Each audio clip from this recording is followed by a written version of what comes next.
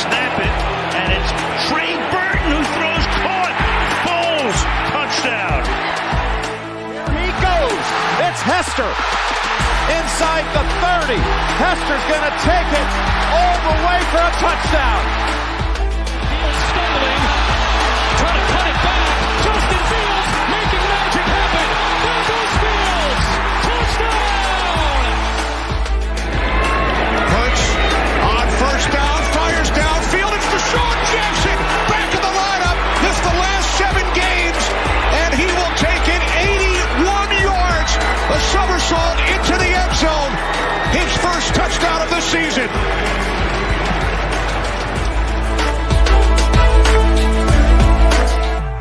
You're listening to the Pigskin Project, the world's #1 football podcast. Now, with more insights on all things football, here are your hosts, Ben Hansen and Ryan Matthews. Ladies and gentlemen, welcome back to the Pigskin Project. Let me turn up my mic here. But yeah, welcome back. We got a lot of stuff to talk about, and it was even a slow week, but personally, I even have announcements for those of you that don't follow me on Twitter. But nonetheless, Ben, how are you doing, buddy? Man, I'm doing good. Again, not much has changed. Again, for those who have tuned in for a long time, y'all know I'm just a busy guy. Don't want to go into it again for the 10,000th time now. Just busy, but we're 2 weeks out from the draft. In 2 weeks. Yes. Well, 2 weeks from tomorrow. But in 2 weeks, we're out from the draft. Next week's episode is going to be a lot of fun.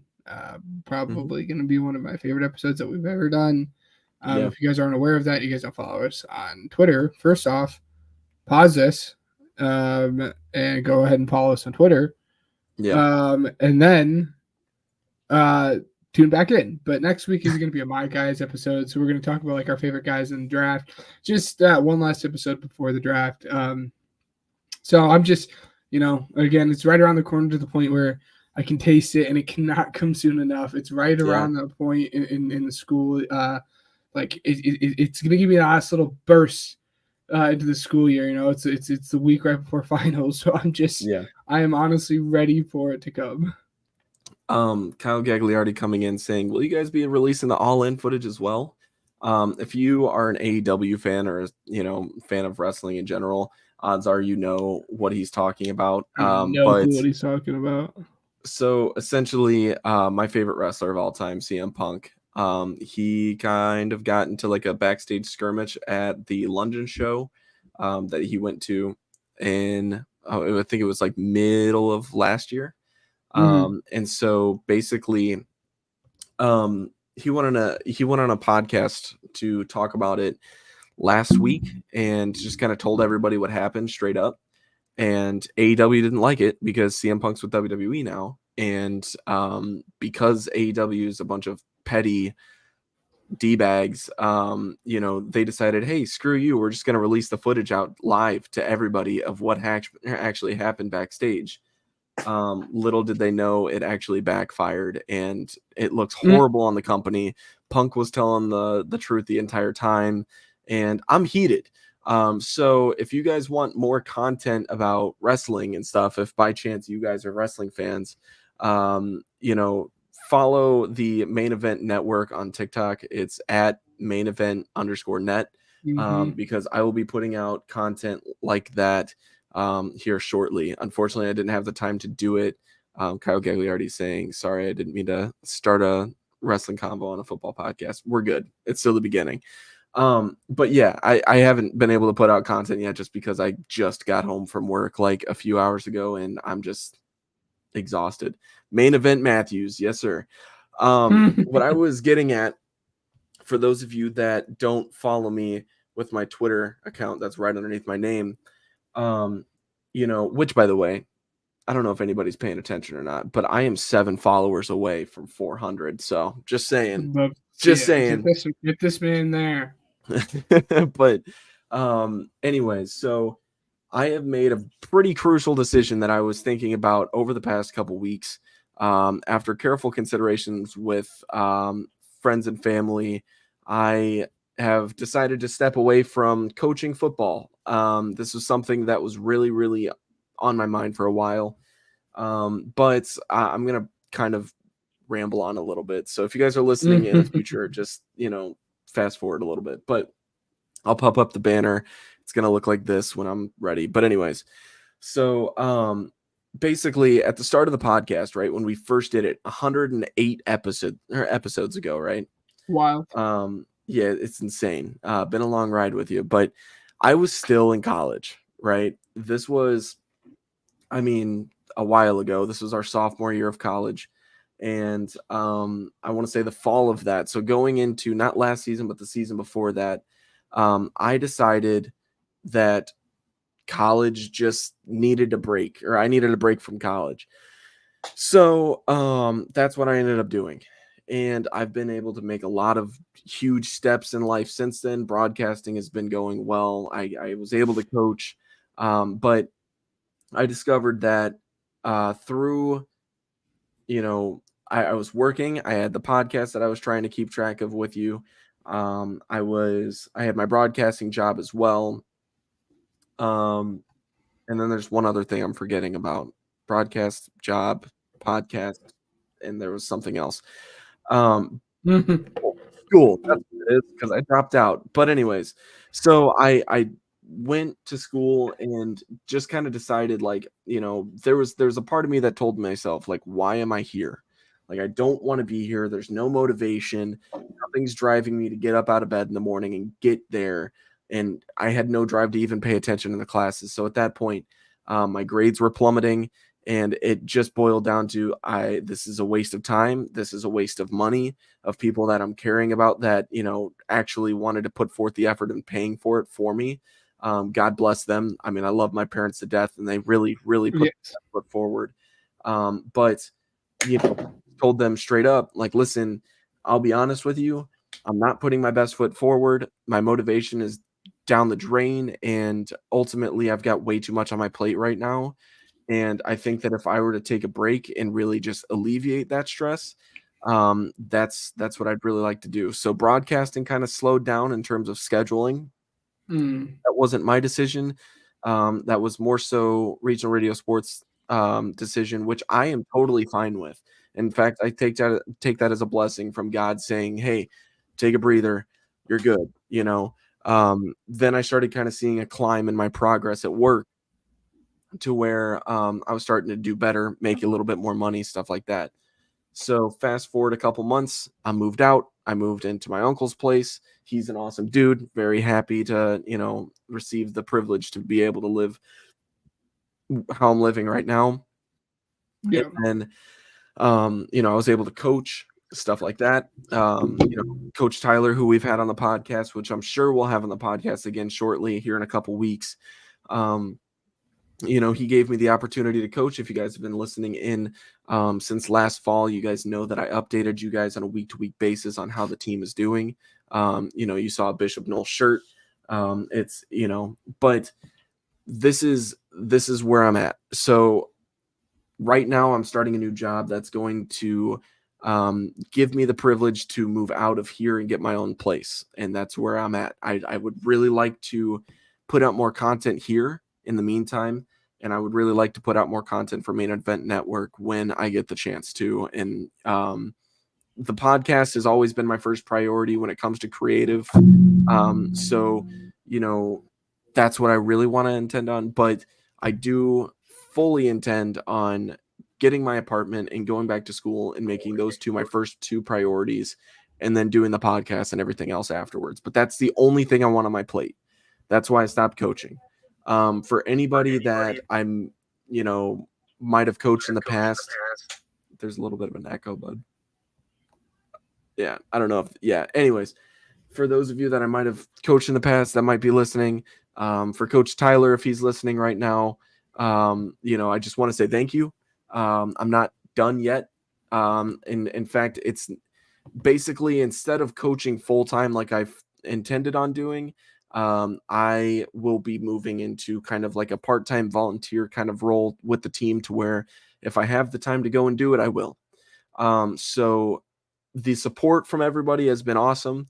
I am so excited to get started with school. I've motivation that I haven't felt in years to be able to get it done. And I do, in fact, look forward to taking the next step in what I hope to be a very long career in either broadcasting or journalism, and going into the NFL, doing exactly this, and working for that league that everybody loves, that listens to this, is that's my goal, right? Doing mock drafts, putting out stuff like this, and then hopefully growing this and making this even bigger for more people to go ahead and enjoy, because more people deserve content like this on a week-to-week basis, because we're really putting in a lot of effort here. And the off season's just getting started. I mean, this is just the beginning. So being able to have not that much on my plate to where I could focus on work and school, and then this will follow after that. But do not expect all of the good content to stop, because I promise you this is just the beginning, like I said. So as we dive into it, I just want to say thank you for those of you that are listening live right now. Those of you that have continued to listen for the longest time, and then if I know you personally, thank you as well for at least showing support in this, because this is a very cool idea that Ben and I were able to have. So hopefully Ben joins me here shortly. That's the end of my rant. That's it, really. But yeah, I'm more than excited to get started. Ben is kind of in and out of the studio right now, so we will start. We're going to start the next segment. Here we go. Ryan and Ben bring you weekly news. Ben will be here shortly, so I'm just going to go ahead and start. So Panthers are signing day lineman Derek Brown to a 4-year deal worth $96 million.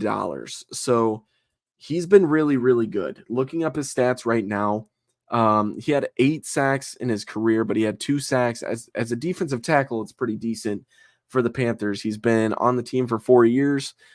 He's 25. I mean, they're locking down a young guy that's been pretty decent at the position. And they will be, they will be signing him for a pretty decent amount. So yeah, Derek Brown staying a Panther, gonna be okay. Hey guys. Yes, Ben is back. Yeah. So it's storming here in Bloomington, guys. So my Wi-Fi is a little funky, so you guys got to stay with me here. I don't want to leave you hanging here, but it's a little sticky here. Yeah. So the next point, we said that we would update on you. We're not going to spend a lot of time on it, but okay, I'm just going to say this. Rashee Rice, he has been issued warrants, or there's been warrants issued for his arrest in the state of Texas due to the multi-vehicle crash that happened. What was that, just last week? It's 8 charges.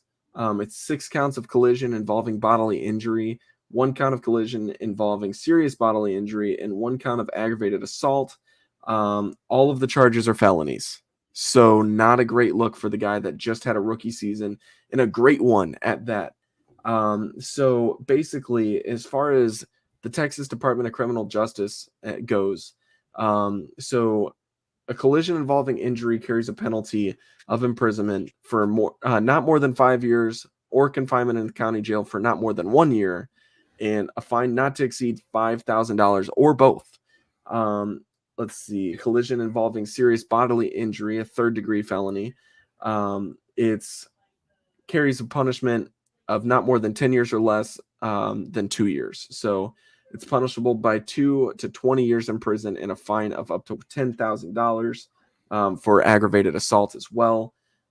So, I mean, it's not great. It's not a good look. So we'll see what happens, but that's where it stands right now.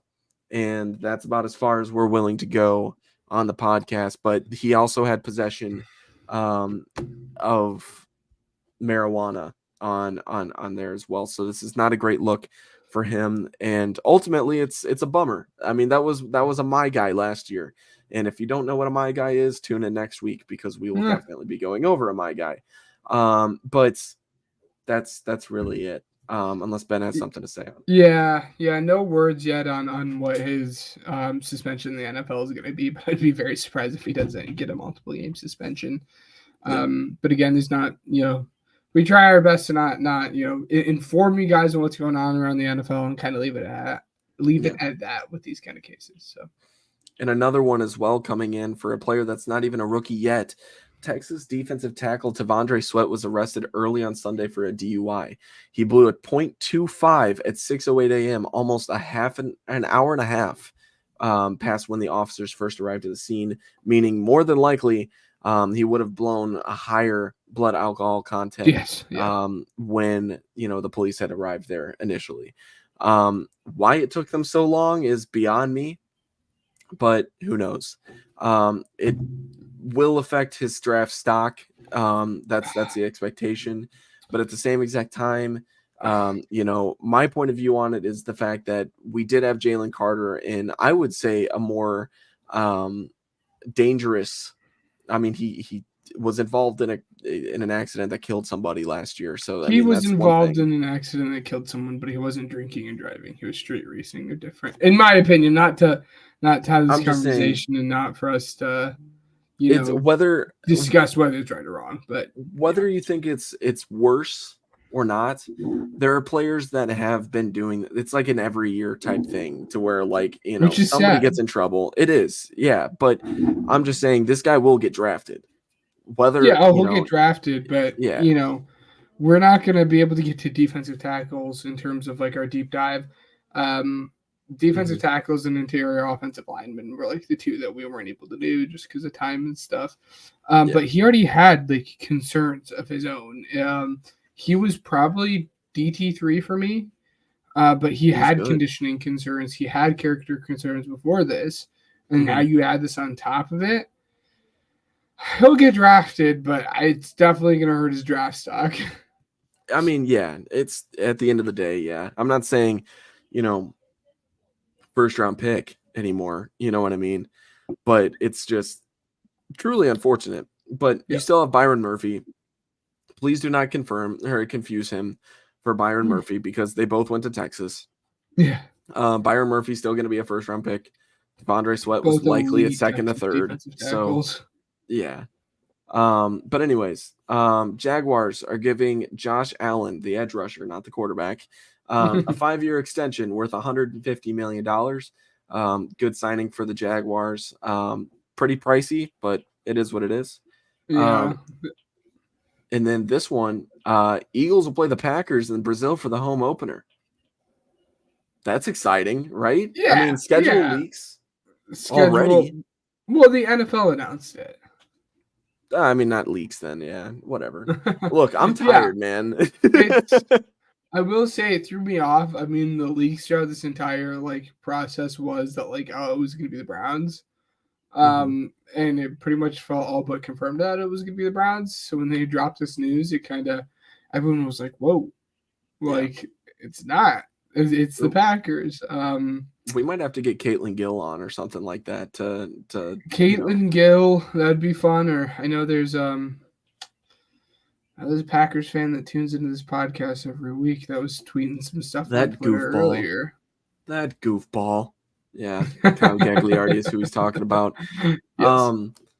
Next up, the Giants are re-signing safety Isaiah Simmons, and that is the last of our weekly news. But hey, we've got some speculation to talk about. There's plenty of stuff to talk about here as we get closer to the draft. This is lying season still. Who knows what's going to be happening? But I will say this.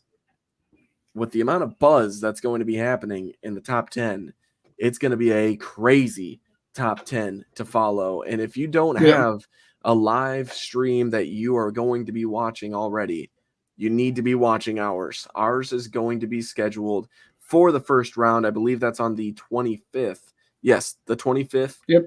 We'll be starting, I would say, I don't have a specific time yet, but follow us on Twitter as far as when we're going to be live. But typically during expect 15 minutes before or something. Yeah, something along those lines. That way we can preview it a little bit. But I'm going to try and wear that Caleb Williams jersey, despite the fact that there are rumors coming out saying that he's going to be wearing 18. I definitely think he's going to be wearing 13. Now, So yeah.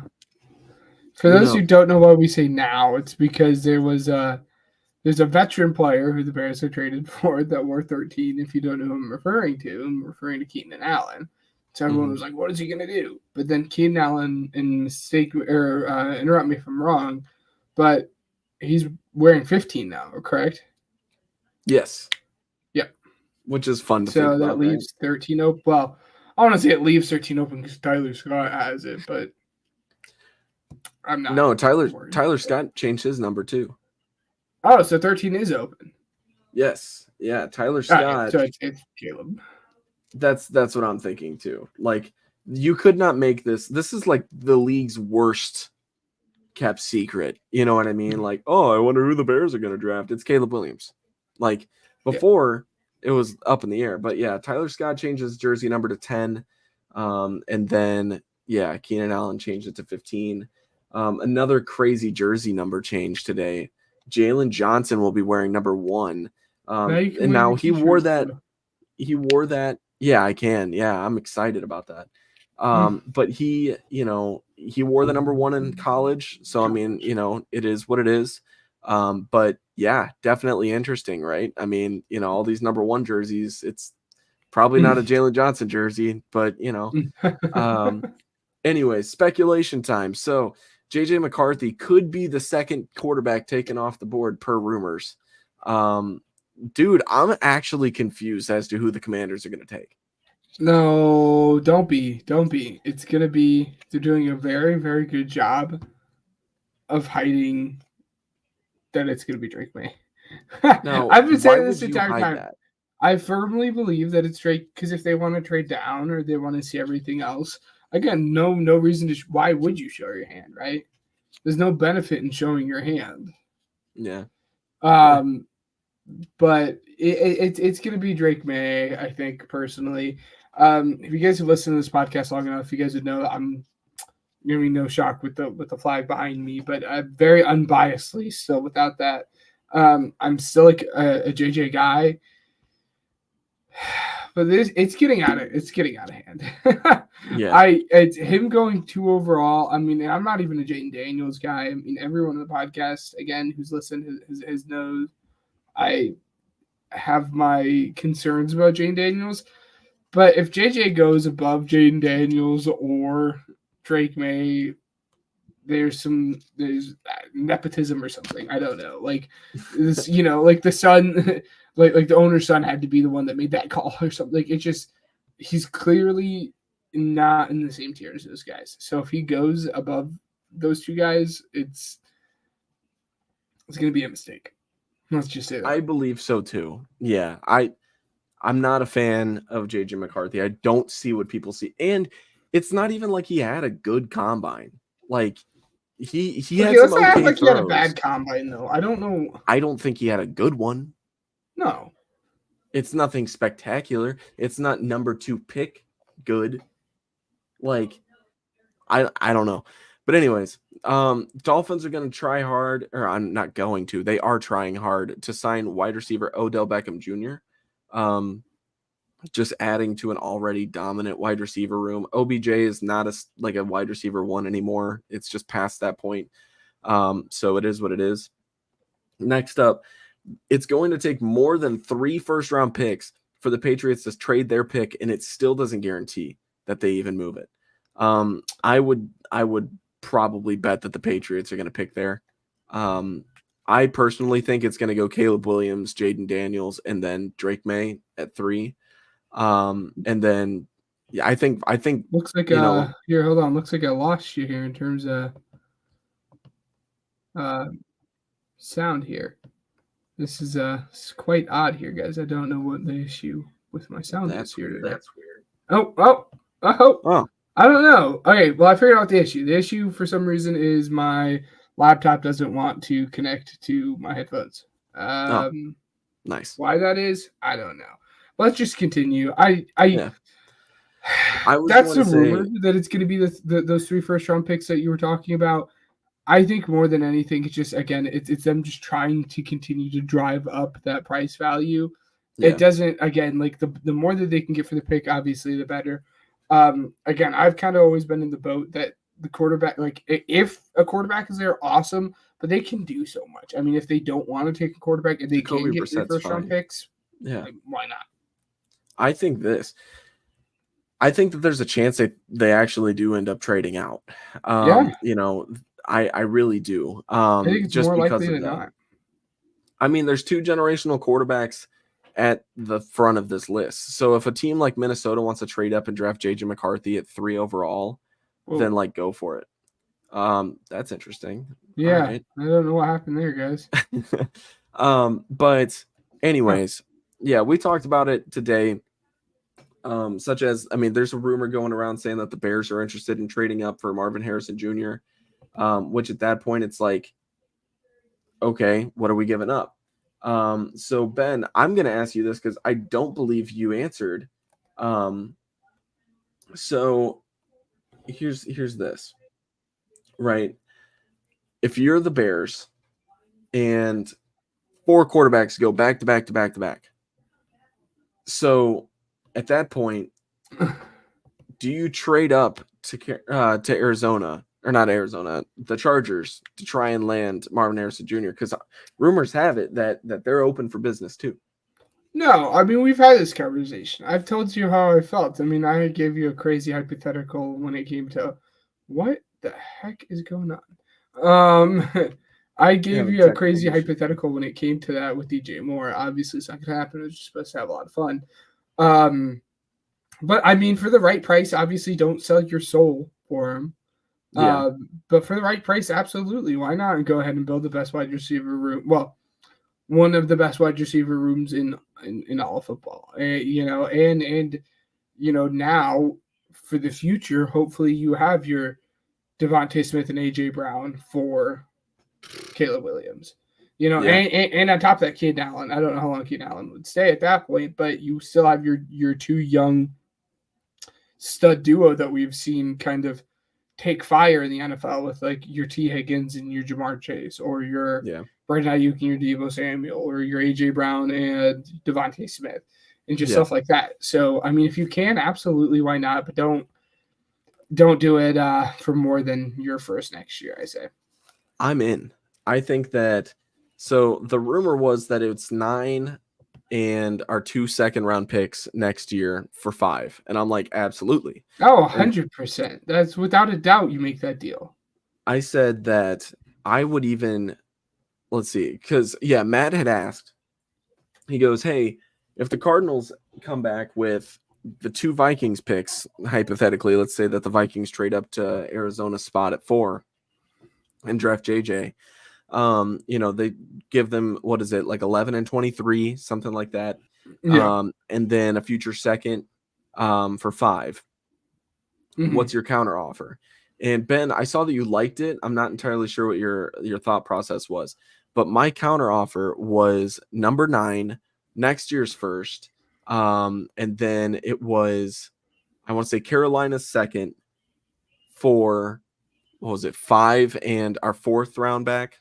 So essentially, we get the Keenan Allen deal for free, and we trade up for Marvin Harrison Jr. Like, we're not giving up that much. In an idealistic world, that's the case. But if you're the Chargers at that point, take your 2 first-round picks this year. I don't like, as fun as, I mean, I like the counter offer, and if they were to take it, of course, go for it. But if you're the Chargers, why wouldn't you just take your 2 first-round picks this year? Because teams, time in and time out, has shown that they have valued the 2 current first-round picks than what they do with a current and then a future one. So I'd be shocked if they took your offer over It'd be that interesting offer. So next up, the let's see.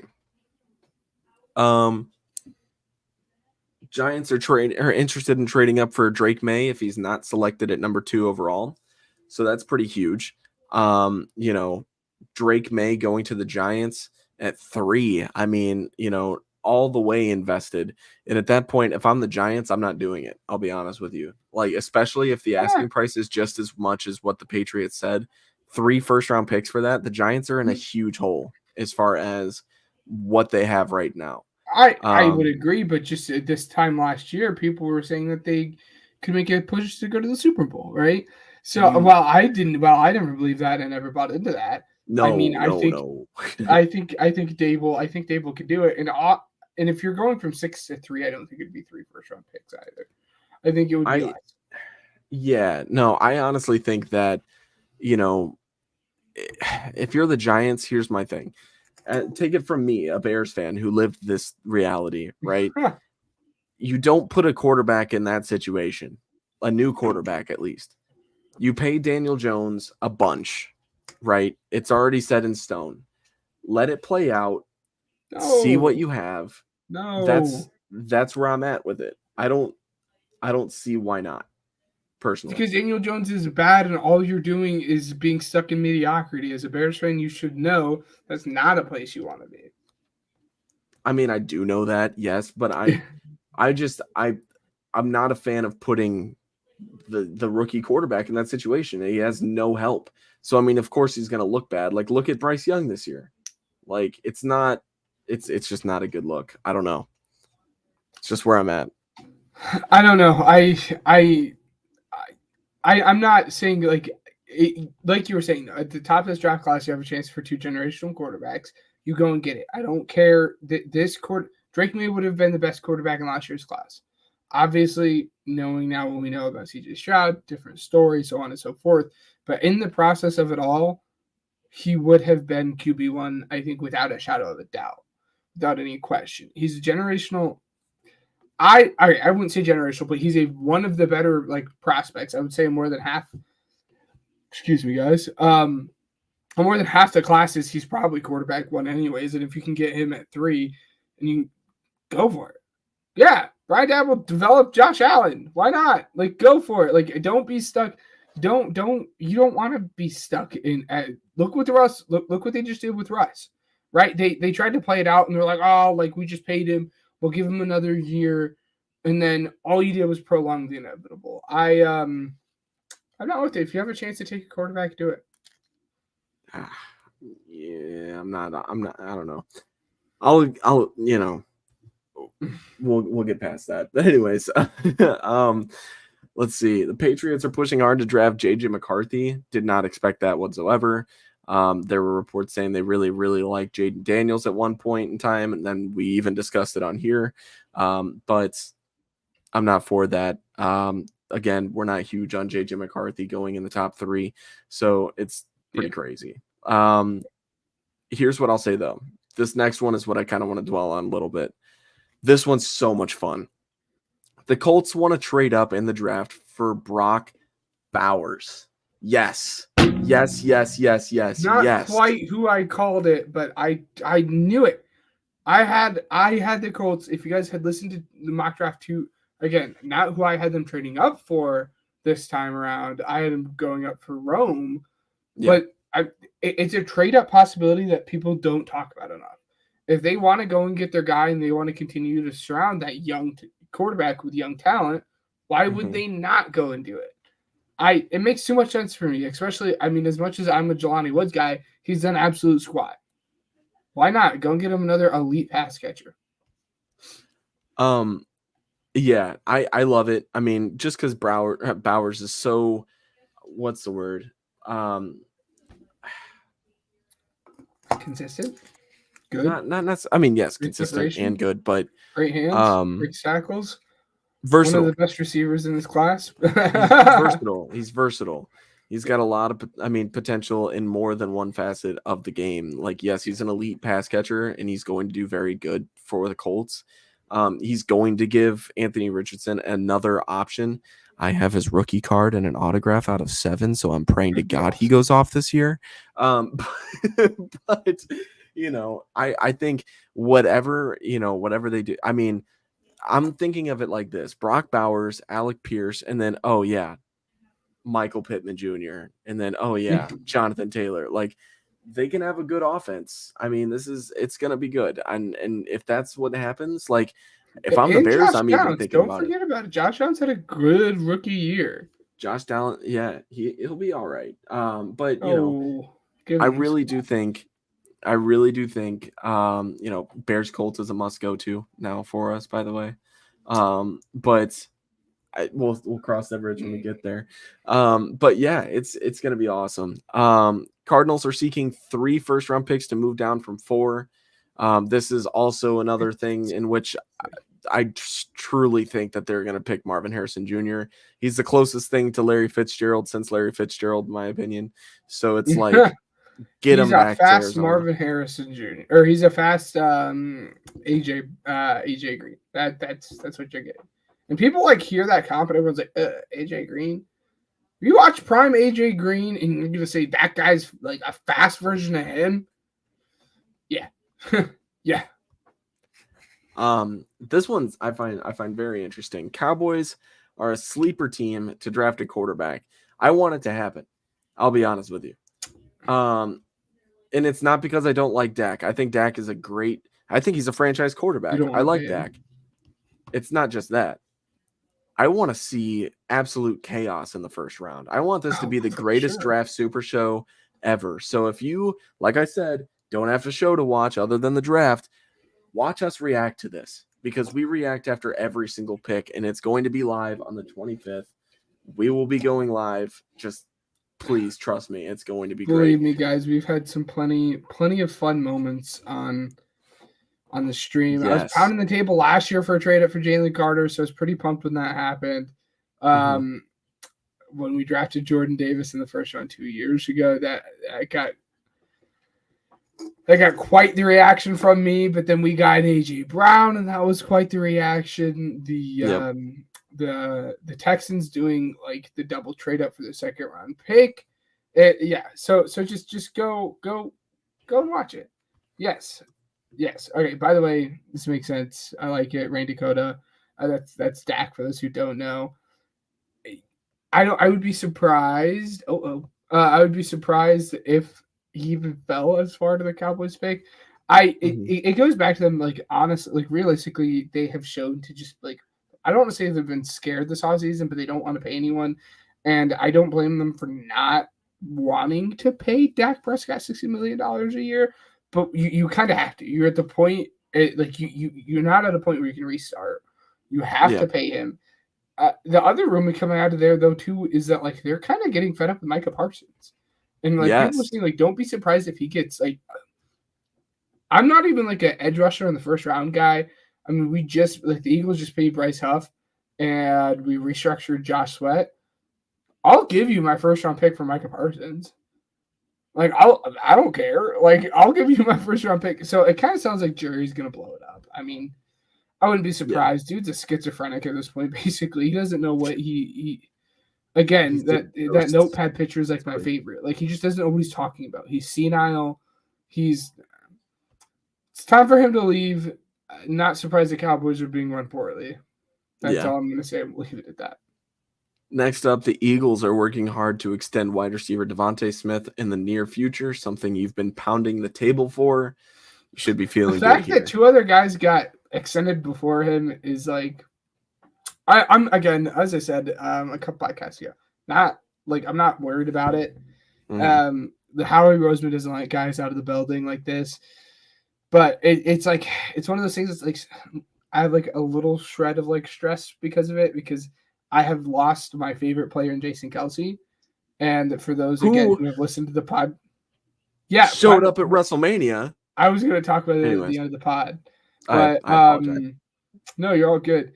So now Devontae Smith is my favorite player. Again, I guess we didn't have a draft. That was the year before we did draft. I love Devontae Smith. Like, my favorite player I've ever scouted ever in like the history of scouting. Like, anyone who had known me at like that point in time had known like the affinity I have for this man.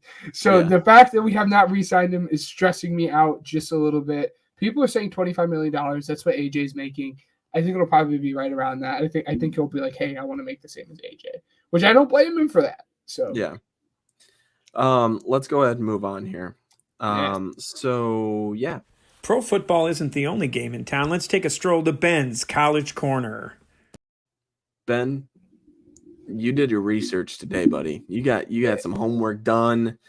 I'm gonna let you parade because this is all you, and I'm sure we've got Matt in here too. That's probably gonna be posting some comments and stuff like that. So tune in.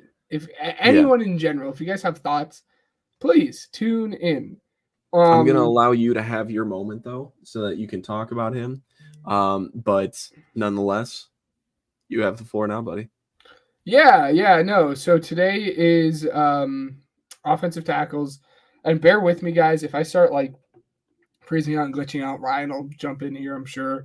Hopefully we can get through this seamlessly, smooth, no issues. Ryan, if someone comments, go ahead, tune in because I'm not looking at the screen at this point. I'm looking at my spreadsheet that I have here. I got you. But most of this is pretty chalk for the most part, guys. There's a guy that like I have been like lower on pretty much throughout this entire process, and I was pretty much like stand alone with being lower on this guy throughout this entire process until for those who like. If you guys are interested in the draft, I'm sure you guys know him. His name is That Franchise Guy. Like 2 days ago, he released his offensive tackle ranking videos, and he was talking about how he was completely out on the same guy I am, which was a little disappointing because I wanted to. I mean, it feels you feel vindicated that like someone like sees the same thing as you, especially when consensus is the other way around. But at the same time, you want to be like the guy that like had said it first. But it's besides the point. Anyways, we'll get into it. Stay tuned for 10. Ryan and Matt would not be surprised at who 10 is. Most people won't either, but I'm just really, really high on the 10th guy on this list, and I was debating about moving him up, but I can't because of the level of competition. That probably just gave it away for most people. But starting at 1, there should be no like doubt about it. It's Joe Alt. Just his combination of like being an elite mover and having the explosiveness that he has, having the football IQ he has, and being as big as he is. He has a great frame. He's 6'7". Like I said, he's a really, really good mover. Helps him close in on those stunts. And him being 6'7" comes with that power. For those who don't know his backstory, he actually was a tight end at first, and then he just kept on getting bigger, and now he's playing offensive tackle. I think he was like a 3-star or something. Like he was not like this highly touted guy. It could be wrong. But just his combination of being so big and so powerful and such a good mover reminds me so much of, ironically, a guy that the Eagles just extended in Jordan Mailata. It's just very, very rare that you see guys that are this big and can move as well as he does. So without a doubt, he is OT1 for me. I went back and forth a long time early in this process between him and actually the third guy on this list. But Joe Alt is firmly OT1 at this point for me. Just like a couple small things. It's just one of those things where you have to find stuff. He like bends over at times, but I think that just comes from him being so tall. So when he's playing against those smaller edge rushers, he kind of has to bend over a little bit, and then he can lose that leverage battle at times. And then he's not like an elite run blocker, but he's not a bad run blocker. So if I'm putting that you're not an elite in your con, it probably means you're pretty good. Number 2 for me is Talise Fuanga. I did not realize until recently that he has like a silent N in there. There's no N in his last name, but it's Fuanga. It's pronounced with an N in it. I guess it's the FU in like Hawaiian, it pronounces an N. But that's besides the point. I've been like, at least I thought for a long time I was high man on Fuanga, but now I'm not. People have kind of come around to it. He's just an absolute mauler. Like he's gonna run you over. He is a absolute road plow. He's very explosive. He's very strong. I want him to play in like a gap zone system where he can just run people out of the way. It would be a lot of fun. And people are a little concerned about his pass pro. I'm not quite there. I think I'm not like as concerned as most people. Like he's let up like 2 sacks in like 2 years, which is like, and he's not playing in like an awful division. I mean, he's not playing in the SEC or the Big Ten, but it's not as bad as what it is. I think he's a very patient in the pass pro. With him for a powerful guy, the big thing for the pass rusher for me is he just doesn't have like a great first punch, and he doesn't really knock guys back in his pass set. That's okay. With him being as powerful in the run, I'm sure it'll come with time at the next level. And then people are a little concerned about just his ability to play tackle in general. I think he could step in and be a good guard and develop into maybe a great run blocking guard. But worst comes to worst, you draft him and you kick him into inside, and he's just very, very good at that. His versatility reminds me much of I'm going to butcher his last name, and I shouldn't because he went to Michigan. Michael Onwenu, I think is how you pronounce it. The Michigan guy who plays for the Patriots. He played a little bit of guard, played a little bit of tackle. I think he's now officially a tackle, and I wouldn't be surprised if that would be the career arc. Some team drafts him, starts at guard, develops, and then goes to play tackle. And he is just going to be a right tackle. That's what he's played. I'd be very surprised if he ends up playing left tackle, though. And then my tackle 3, Olu Fashanu. Or Fashanu. I'm still at a point where I don't know if it's Fashanu or Fashanu. I should know it, but you don't hear people pronounce it, and I've heard it pronounced both ways. But Penn State guy, he has a good frame. He is 6'6". He has great feet. He's an athlete. He recovers very, very well. The big issue with him, if you guys haven't watched him, and you guys have access to all 22, go and watch that Ohio State game, and you can see why people are a little down on him. His inability to drop his anchor against JT Tuimoloau is a little concerning. And I like JT, but JT wouldn't have gone in the first 2, maybe even 3 rounds in this draft class. So if you can't drop your anchor against a guy like that, how are you going to be able to do that in the next level? And that's the big, big concern for me is him holding up against your power rushers on the outside. And then sometimes he just extends his arms like way too much, which allows pass rushers to swipe him away. But he's just a really, really good mix of size and speed. He's not the complete package that your Joe Alt is. But if he can get into the right room, he could develop into something very, very special. And that's going to this is a guy 2 slots away from that. That's very similar to that as well. Number 4 for me, again, if you guys have listened, I'm going to sneeze here, guys. I'm sorry. Yeah. If you guys have tuned into the mock drafts, you guys know that I'm a little bit lower on this guy. People have him going top 15. I'm not quite there on top 15. That's Troy Fatnow, I just had a conversation about how to pronounce it, and I'm still going to pronounce it wrong. Troy Fatanu, I think that is right. Fatanu, but Washington's guy. For a long time, and I say guy, because a long time people thought that he was only going to be able to play guard because he is undersized. He is only 6'4", and he is very unbalanced against power as well. So people were like, oh, he's undersized, doesn't hold up against power. Maybe moving him inside is going to be the right thing. But then you see how great of an athlete he is. He tested very well. He performed very well in the combine drills. And you're like, wait, actually, maybe playing tackle is the right move for him.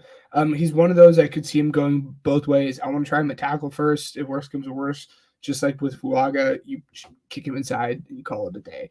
But he has a great punch. It's not super powerful, but he has a great punch and great hand placement. And with him he's only 6'4", with him being small, he has some natural leverage. He's not bending over like your Joe Alt. And he's just very quick. He's very nimble. He's very flexible. Again, his power profile isn't quite there yet. And he's old. He's going to be 24 for the majority of his rookie year. So, it'll be interesting to see how he performs against power once he gets into the NFL weight room. And then number 5, another guy that I think is much more of a project, but has the potential to be one of the better tackles in this entire class. His potential is apparent, but his lack of refinement and lack of skill And lack of playing time is very apparent when you look at him across from the offensive tackle that went in the first round last year. If you guys don't know who I'm talking about, and that didn't give it away, I'm talking about Amarius Mims from Georgia. And I'm talking about Broderick Jones. You see these guys side by side. You go back to the 2022, 2023 film, and you can tell the distinct difference between the refinement and how much more of an actual ready tackle that your guy like Broderick Jones was compared to Amarius Mims. But Amarius Mims' ceiling exceeds that just because he is another big frame offensive tackle that can move. He's 6'7" and covers a whole lot of ground. He's only played 627 snaps in all of college, so he just has not had a lot of time to just get in there and, like I said, refine that. He has inconsistency in his footwork. He needs to work on his hand placement. But if he can get into the right room, let's say he falls to 22 and Stoutland says, this is my guy, go ahead, sit back a year, learn behind Lane Johnson, learn from Stoutland. And I think he could come in and be one of the better right tackles, for example, in this situation, just because he is so big, he is so powerful, and he's so quick. It has so much fine tuning he needs to get done. But if he can do that with playing time, he could outplay tackle 5 in this class without a shadow of a doubt. And then the guy that has been low man on, and we always, I always have a list of my guys. Again, we've talked about enough of this podcast. Tune in next week to that. But I've always told you guys throughout this entire process who my guys were the last 2 years. I'm glad that we can dig into it, but not to be that person. But I always have a list of not my guys. And throughout this entire process, my OT6 was a not my guy, and that's J.C. Latham. I'm not. Some people have him as high as tackle 3. I cannot get there. His big thing is supposed to be he can handle power very well, but there were a lot of times on film where he was not able to drop that anchor. Go to the final play of the college football semifinals. He was playing up against a shorter edge in Josiah Stewart. He lost the natural leverage battle and got driven back and was probably, or I wouldn't say probably because maybe the play wouldn't have worked out either way, but was a big reason as to why that final play of the game did not work for them and Alabama lost. So for someone who's supposed to drop his anchor as well as he does, he did not do it very well when he's going up against these smaller guys that he loses the natural leverage battle to. But he does have these great flashes of having power. He's also bigger. I think he's 6'6". He plays at Bama. He has that high IQ. But like I said, in the run game, he's not. He doesn't move guys as much as I would have hoped with a guy as big of a frame he does. He has a very still lower half. He doesn't move his feet as well as I would have hoped. And then, like I said, he really allows players to get underneath his pads. I think I forgot who it was, but someone mentioned maybe moving him over to guard, just like a couple other guys in this class, and that might be worth it at this point. I'm not there on him. I don't like him. He has some of these better tools, like I said, with his ability to flash that power at times with his frame, with his football instinct and IQ, that I can't drop him any lower than this, because for me, there's a clear distinction for the 7, 8, 9, and 10 guys. And he doesn't belong in that group, but I'm just not there on him. I did not realize my camera was out, guys. I don't know when that happened. Again, I don't know what's going on. I thought that it was a connection issue. That clear distinction. No, my bad. It's one for me, and there's a little bit of a gap. And then guys from tier 2 to tier 5, pretty much, or from tackle 2, Fuaga to Mims, they're in their own little tier. J.C. Latham is a single tier player, and then it's everyone else. These last 3 of these last 4 guys are guys that again, I don't think I'd want to step in and start right away. These last, again, 3 out of these 4 guys just have a lot of refinement they need to do.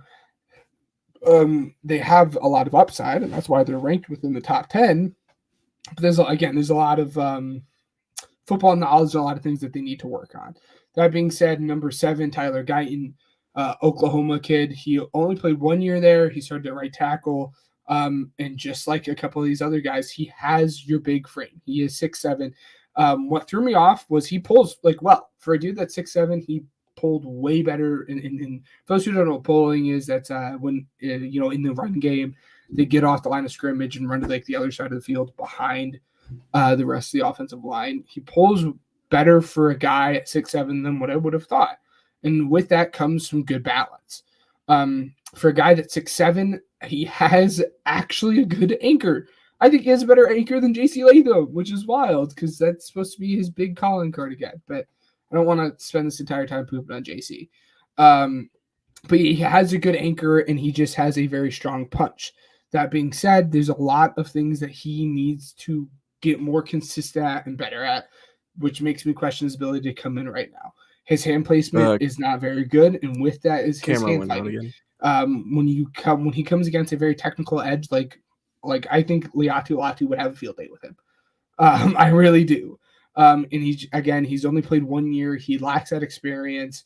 He exposes his chest a lot in pass pro, which allows these pass rushers with the longer arms to get that first punch, make that first move. So this guy has a lot of ability, just has not played much. Offensive tackle 8, which I've flipped 8 and 10 like often, and I know a lot of people like Kingsley, and are not as high on guy 10, but Kingsley is my offensive tackle 8, Kingsley Suamateo. He is the tackle from BYU. And again, would not want him to come in right away. A lot of refinement, just like I said. He's an amazing athlete, though. That is his big thing that you really, really like to see. He is a very, very, very good athlete with very good explosion. But he leans a lot. His hand placement, just like Tyler Guyton, is bad. He does a good job with initial hand fighting, but then he does not do a good job countering the defensive lineman's counters. So once that defensive lineman throws that second move, he usually gets beat and doesn't know how to deal with that second move. And again, I just think that comes with getting in an offensive line room, learning how to do this stuff. But the base for him is there because he is an athlete, and you don't see athletes like this guy come around often. Again, athlete and size is a big thing in this class, but he is just a step above pretty much every offensive tackle in terms of athleticism and explosion in this class, but he lacks a lot of other things. Tackle 9. This is when I said 3 out of the 4 guys are going to come in. If you're talking, I definitely can't hear you. That is, that's really weird. I don't know if there was a problem or something. Matt's Sorry, coming guys, in here. Matt's coming in here saying lay them in a tier of his own at 6. Again. That is 100%. Sorry, Ryan, I can't hear anything you're saying. What'd you say? Matt's coming in here saying lay them in a tier of his own at 6. What is his grade? Just curious. So he's in it. So the issue with him, again, the reason he's in a tier of his own kind of at 6 is because, again, I don't trust him as much as I would trust the other guys, but I think he's clearly a step above your Guyton, your Kingsley, and then your offensive tackle 9 and 10 that I'll get into in a second.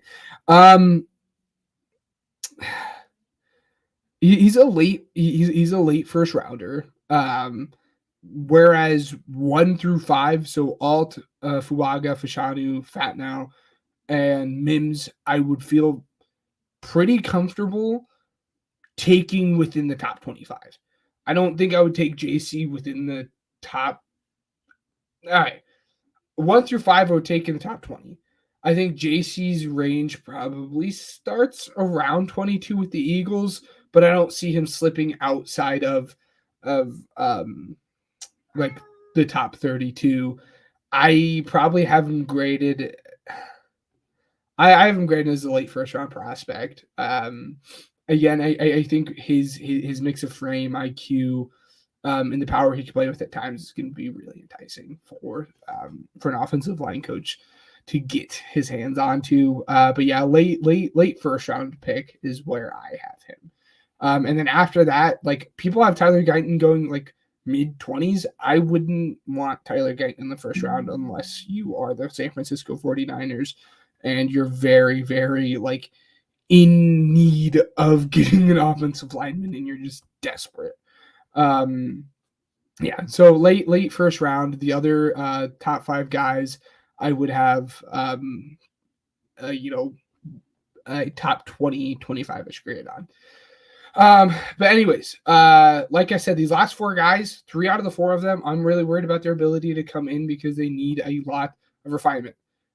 Guy 9, I don't need that with. That's Jordan Morgan. Jordan Morgan has played a lot of football. He's a redshirt senior and has seen pretty much all of it. He's just like a couple of these other guys in this class with the short arms, which might be better off moving into guard. But like I said, he's just played a lot of football. He has good balance. He has a high IQ. He can pick up on the stunts very well. He likes to finish. Like if he pancakes you, he's gonna finish you. If he gets you, he's going to finish his block. And then unlike a couple other guys in this class, he does do a good job dropping his anchor, which is a little weird because he's not this huge frame. But again, the big issue with him again is his arm length, and I don't know how that's going to translate as well to the next level at being a tackle. That being said, we've seen guys with shorter arms succeed. I'm not saying he's a Rashawn Slater, but Rashawn Slater has succeeded with shorter arms in the NFL at tackle. So it's not an end-all, be-all. But the 2 big things with him is he stands up a lot. Like he strains out his back, which is really funny because a lot of the issues with the guys in this class is they tend to lean over more. But he stands up and he straightens himself out a little bit, which can be a little bit of a concern if you're getting straight armed by a edge rusher. And then, like I said, this is kind of a constant issue amongst like more than half the guys in this list. He just doesn't have the hand placement. He tends to shoot high and wide, which I don't like. And high and wide usually results in like you're holding penalties.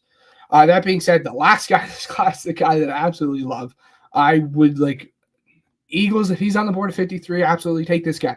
That's Kyren. Not going to try to pronounce his last name. If you guys want to find him, just look up Yale offensive tackle because I'm not going to even try to pronounce his last name. It is a very, very, very weird. I don't see weird, but a unique last name. I'm not going to try to do it. And just like a lot of these guys in the class, he has short area quickness. We love to see it. His first step is really, really good. And he's 99% length, like percentile in length. He's just a long guy. He's strong. He doesn't have this huge frame, but he's strong, he has a weird power profile going on there. And he pushes players. He actually moves guys in the run game. And he has quick feet, and I think he could come in to be a mauler. And with his length, I like his upside to become eventually a good pass blocker, but he's just not quite there yet as a pass blocker. He's the big concern with me for him is he played at Yale, which is like super cool. You're smart, but the level of competition that you're playing at Yale is not obviously up to tier. You know, it's not even Pac-12 football. It's not even ACC football. And that really gets you concerned when you start looking at his other cons and the other things he struggles with, because if he's struggling with these things at this level, what is that going to mean when he takes not just the next bump up, but 2 bumps up? Because he's not going from an elite college play to the NFL. He's going from bad college play to the NFL. So he's even missing that elite college play. So it really brightens his issues, because again, it makes you kind of question how well he's going to hold up at the NFL if he has some concerns here. But obviously every player is going to have their concerns. Like I said, I think he can be eventually a good pass blocker. He's not quite there yet. His hand fighting is not there. He needs to do better when he's playing against guys that actually have a pass rush plan. And again, with Jordan Morgan, his issue is he stands upright too much. Kyren bends over too much. So there needs to be a middle ground there. And then he false starts, way more than what he probably should. It's a little frustrating how much he false starts. But again, the big thing with him is he has a quickness, he has the length, he seems strong, but he didn't dominate this level of football that you would have hoped. But he was a very, very good player.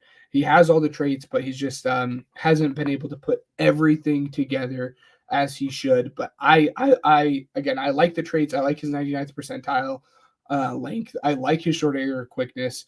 Again, it's one of those other situations. Get him behind Lane Johnson, get him into Stoutland University, have him figure it out. He has the pieces.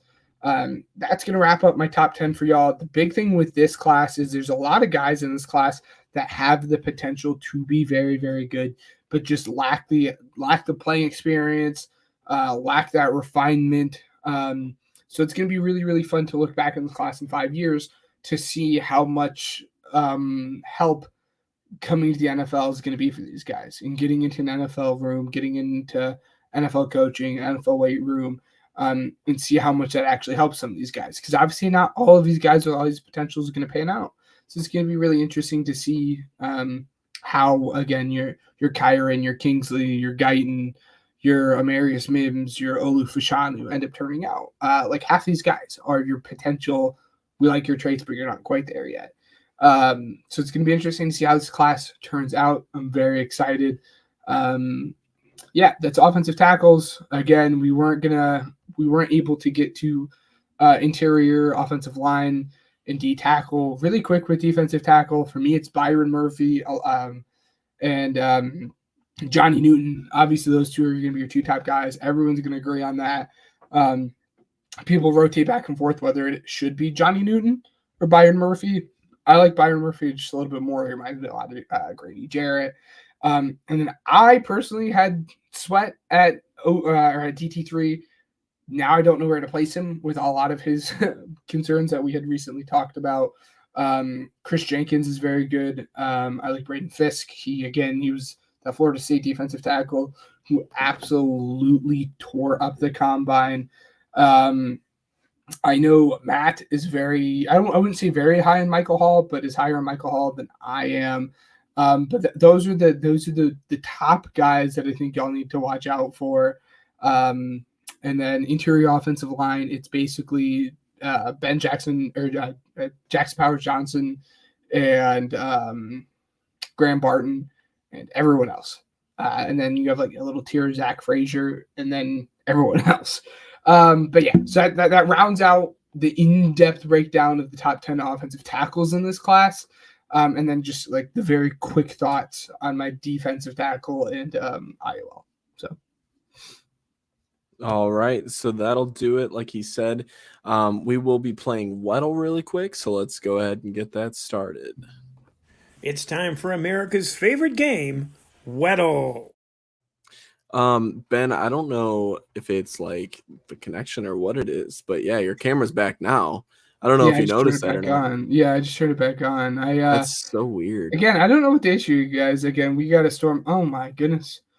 We got a storm here in Bloomington, so that's I think that's what's doing it. But I don't know. We'll see. And thank you for everyone that's commenting there in the comments, letting us know your thoughts. That'll be fun. We appreciate it greatly. Ben, who are we starting out with? Yeah, we're gonna start off with AJ Brown. This should be no shocker. All right. So it is an NFC player. Taller than 6'1". I'm going to go with a quarterback, and it's not in the NFC East. I'm going to say it's 6'1". Who's taller than 6'1"? I don't know with the number. I don't know if it's going to be a quarterback. I'm just thinking like, what is it? Yeah, I'll do Cole Kmet. Okay, NFC North tight end. There you go. Yeah, that's about right. Sam Laporta. I don't know. Yeah, I guess Sam Laporta, TJ Hawkinson still. Nice. Yeah. Nice snipe. All right. Am I okay? Between me and you, because Tom won last week, but I'm on a 2-game win streak between me and you. Yeah. So we'll see how this goes. Yeah, I'm waiting for the day. Like I say it every single time, but I'm waiting for the day that's actually Gervon Dexter, and I'm just like screwed. Be great. All I know is that he's not a young player, or he's not a young player in the NFC. Maybe he plays offense, maybe he plays special teams. I hope it's not a back-to-back special teams episode. God, man, I hope not. That blows. That would blow. Right. Well,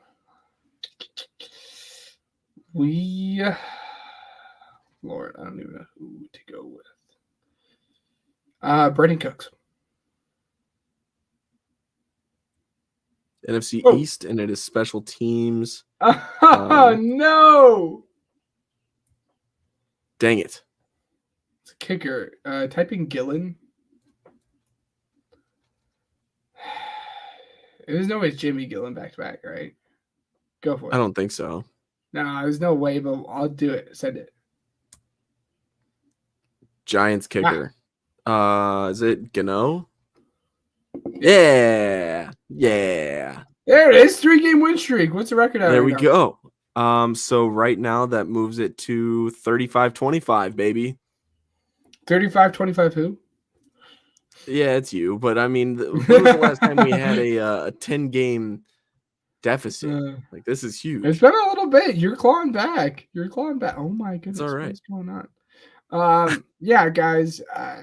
Fun episode. Ryan usually wraps it up and asks me for my final thoughts, but before I cut out for the 10,000th time, I'll go ahead and get them done. It was a fun episode.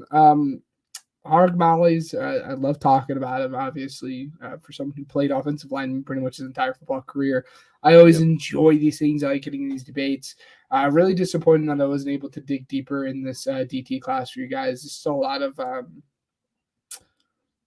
looking at the DT class that I need to do personally, and I just didn't want to give you guys an opinion that I didn't quite have just yet. But it will be more well-formed and everything come draft time. Like I said, it's a lot of fun. Tune in next week so we can basically just spend an hour and a half gushing about our favorite guys in the draft class. And as always, again, it was a lot of fun. And stay tuned for that mock draft that comes out on Monday.